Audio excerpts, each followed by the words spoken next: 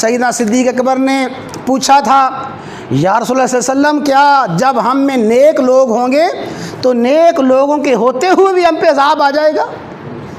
نیک لوگ ہیں، نمازی ہیں، عبادت گزار ہیں، عبادت گزاروں کے نیکوں کے ہوتے ہوئے اللہ کا عذاب آئے گا؟ فرمایا ہاں اذا کثر الخبیث، جب خباثت کی نافرمانی کی کثرت ہو جائے گی، جب اجتماعی بغاوت اجتماعی نافرمانی ہو جائے گی، پھر نیک لوگوں کے ہوتے ہوئے بھی عذاب آ کے رہے گا۔ اور پھر ام سلمہ نے پوچھا تھا،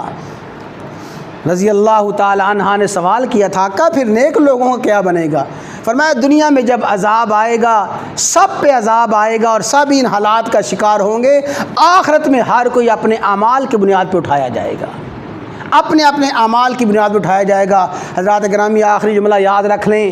جب جسم کا خون فاسد ہو جاتا ہے، سارے کا سارا جسم کا خون فاسد ہو گیا ہے،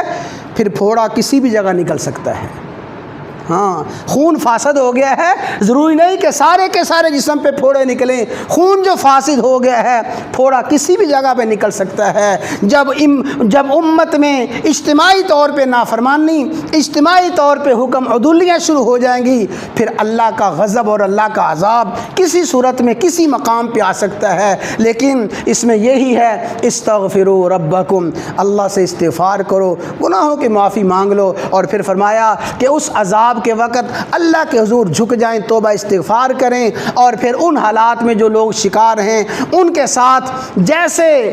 اپنے بھائی، اپنی بہن، اپنی برادری، کنبہ قبیلہ اور اپنی اولاد کے دکھ درد کو اپنا دکھ درد سمجھا جاتا ہے، بے چین ہوا جاتا ہے، ان حالات میں ان حالات کا شکار لوگوں کے ساتھ ایسا ہی معاملہ کیا جائے، اللہ کو منایا جائے، مخلوق خدا کی اس معاملے میں ممکنہ حد تک اور اپنی وسعت سے بڑھ کے مدد اور نصرت کی جائے، ان کی حمایت کی جائے، شاید اللہ کے عذاب ٹل جائے اور اللہ تعالیٰ امت مسلمہ پہ اور پوری انسانیت پہ رحم فرما دیں۔ تو حضرات گرامی، یہی 3 باتیں تھیں جو ان حالات میں بڑی سمجھنے والی ہیں۔ سب سے پہلی بات یہ ہے کہ یہ سارے کے سارے حالات اور سارے کے سارے تغیرات، اس پہ اصل قبضہ، اصل اختیار بھئی کس کا ہے؟ اللہ کا ہے۔ موسمی تغیرات بھی اللہ کے حکم کے پابند ہیں، یہ بنیادی بات ہے، بار بار سمجھنے والی، بار بار عرض کرنے والی ہے۔ اور پھر ان حالات میں بھئی انتہائی ڈرنا